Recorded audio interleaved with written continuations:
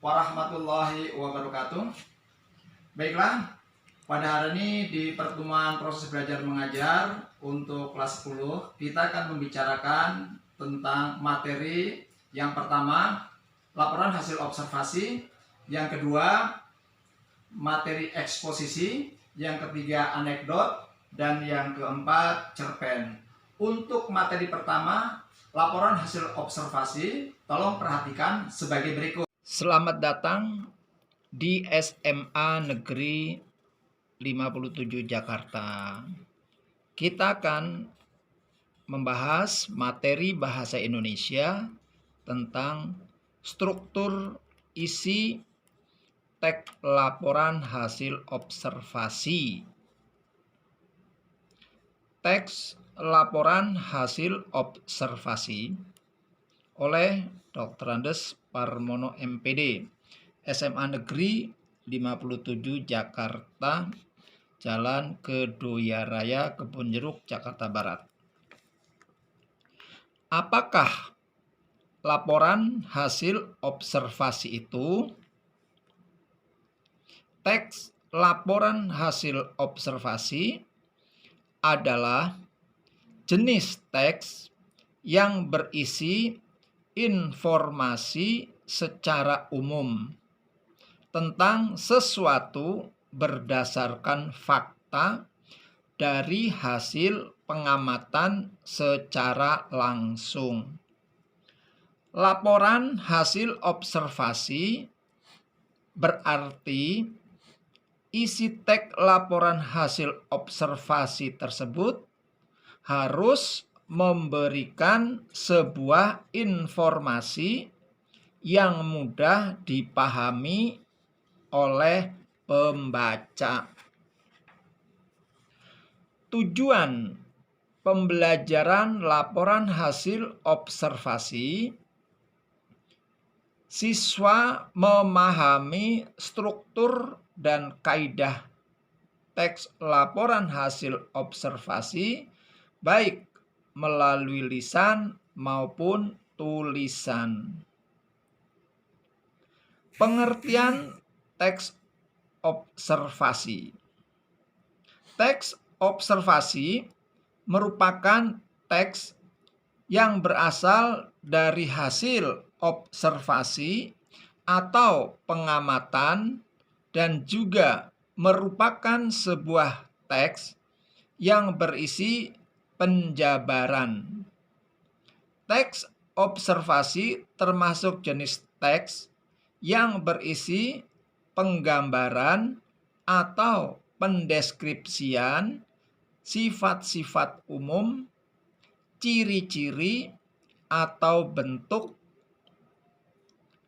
Contohnya seperti manusia, hewan, tumbuhan, berbagai jenis benda, dan termasuk juga berbagai peristiwa yang terjadi di lingkungan sekitar atau yang terjadi di seluruh alam semesta ini. Beberapa ciri-ciri dari teks observasi. Teks observasi memiliki ciri-ciri yang terdiri dari ciri-ciri umum teks dan ciri-ciri kebahasaan. Kedua ciri-ciri observasi tersebut adalah sebagai berikut. Ciri umum teks observasi: isi teks bersifat objektif dan tidak memihak. 2. Harus ditulis berdasarkan fakta yang terjadi pada saat pengamatan dilakukan. 3. Isi teks tidak mengandung hal-hal yang bersifat penyimpangan, dugaan-dugaan yang tidak tepat, atau juga pemihakan terhadap sesuatu. 4. teks observasi disajikan dalam bentuk yang menarik, tata bahasa yang baik, susunan teks logis, dan isi dari teks berbobot dan berkualitas. Yang kelima, isi teks harus ditulis secara lengkap dan sempurna. Adapun ciri kebahasaan teks observasi: 1. Kata kerja atau verba seperti duduk, memilih, dan menggunakan. Yang kedua, kata benda atau nomina seperti besi, hewan, dan buku. Frase verba seperti digabungkan, sudah selesai, dan bisa dikelompokkan. 4. Frase nomina seperti ayam petelur dan orang lemah. 5. Berbagai istilah atau kata yang umum digunakan pada satu bidang tertentu, misalnya garpu tala dan destilasi. Yang keenam, kalimat yang hanya menggunakan satu verba atau disebut kalimat simpleks, seperti Doni meminjam banyak buku dari perpustakaan. Yang ketujuh, kalimat yang menggunakan dua verba atau lebih yang disebut dengan kalimat kompleks, seperti pengantar barang tersebut, menaruh dan mencatat setiap barang di gudang. Yang kedelapan, kata penghubung atau konjungsi seperti atau, dan ketika. Yang kesembilan, persamaan kata atau sinonim seperti menjangkau sama saja dengan meraih. Ciri yang ke-10, lawan kata atau antonim seperti peningkatan, lawan kata penurunan. Poin penting struktur isi teks laporan observasi. Struktur teks laporan observasi umumnya terbagi menjadi dua bentuk, di antara sebagai berikut: berupa pernyataan umum atau definisi umum. Pernyataan umum ini berisi penerangan objektif pengamatan, klasifikasi, serta keterangannya. 2. Deskripsi bagian atau aspek atau anggota yang dilaporkan, dideskripsikan. Bisa ditentukan dengan mencari apa ide pokok dari setiap paragraf yang ada.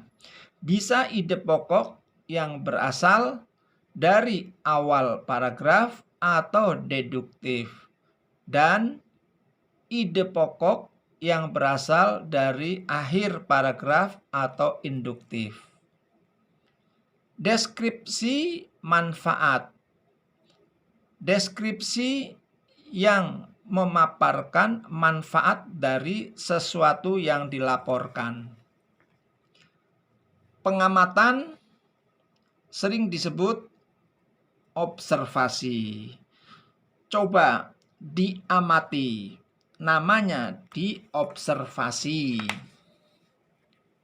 Coba diamati atau diobservasi.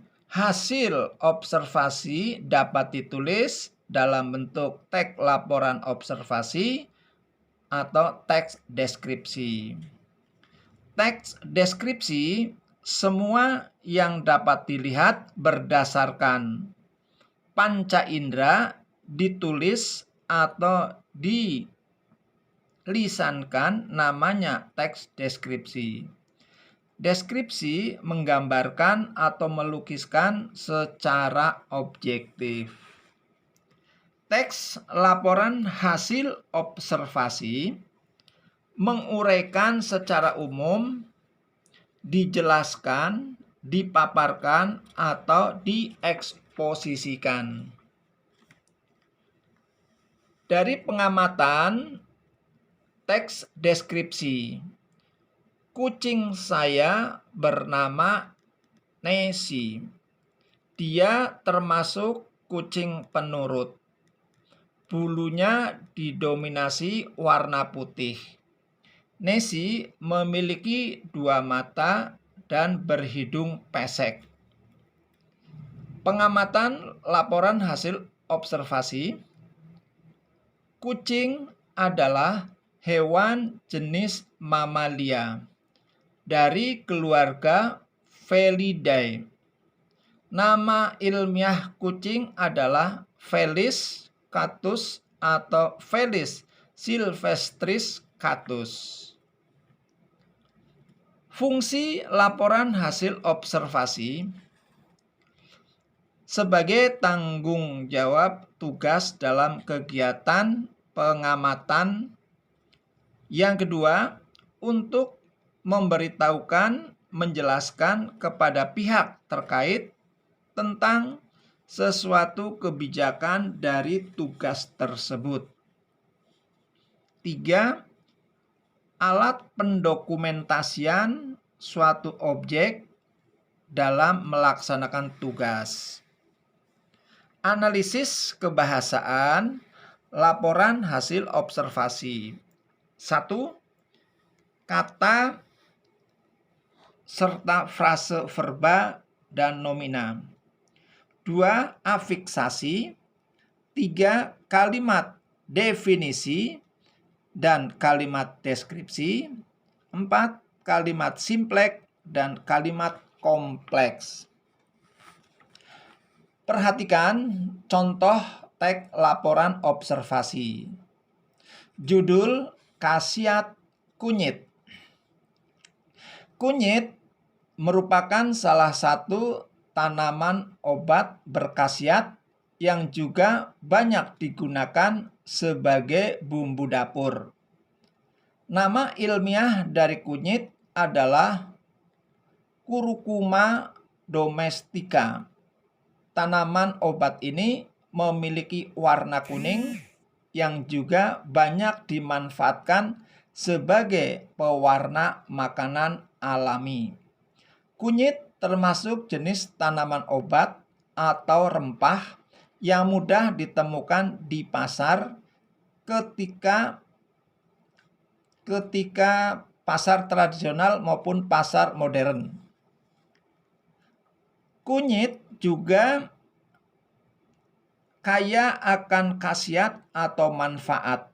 Salah satu manfaat utama kunyit adalah untuk menguatkan daya ingat seseorang dan juga memperlambat kemungkinan datangnya penyakit pikun atau penurunan daya ingat seseorang. Penyakit ini juga umum disebut sebagai Alzheimer. Alzheimer memang umum terjadi pada seseorang yang telah memasuki usia tua.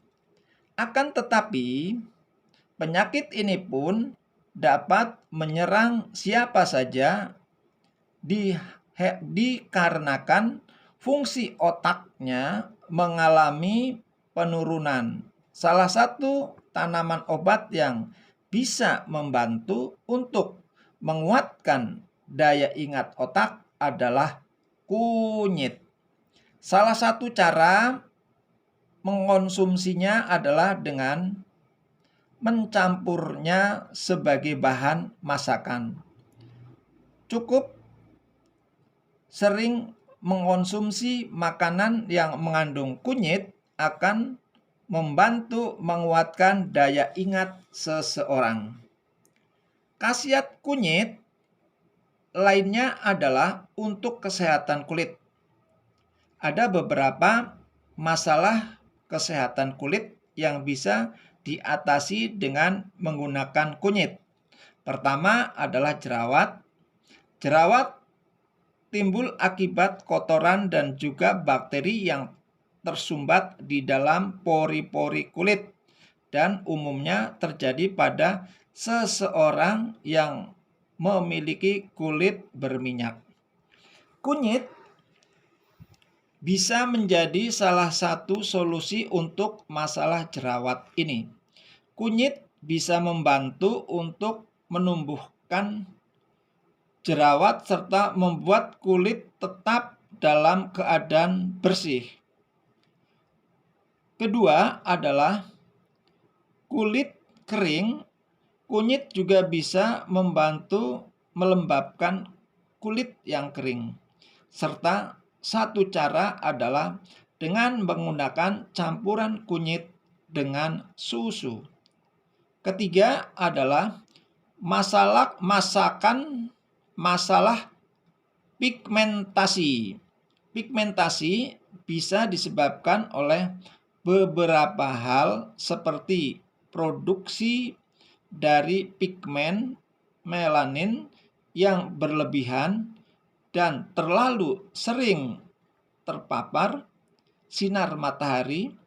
Kunyit dapat membantu mengurangi pigmentasi pada kulit bila digunakan secara teratur dan konsisten.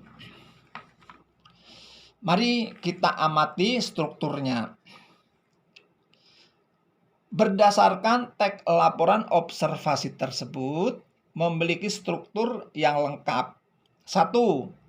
Definisi umum terdapat pada awal paragraf, yaitu kalimat yang menjelaskan apa itu kunyit. Yang kedua, deskripsi sebagai terdapat pada kalimat-kalimat selanjutnya yang menjelaskan ciri-ciri kunyit dan di mana saja kunyit dapat ditemukan. Yang ketiga, deskripsi manfaat terdapat pada paragraf kedua dan seterusnya yang menjelaskan aneka manfaat dari kunyit. Demikian struktur laporan hasil observasi. Apabila ada yang ingin bertanya, kami persilahkan. Jangan lupa nanti kalian membuka Google Classroom karena di sana terdapat tugas mandiri yang harus kalian selesaikan. Terima kasih atas perhatiannya. Demikian uraian tentang laporan hasil observasi. Terima kasih. Jangan lupa kirim secepatnya. Assalamualaikum warahmatullahi wabarakatuh.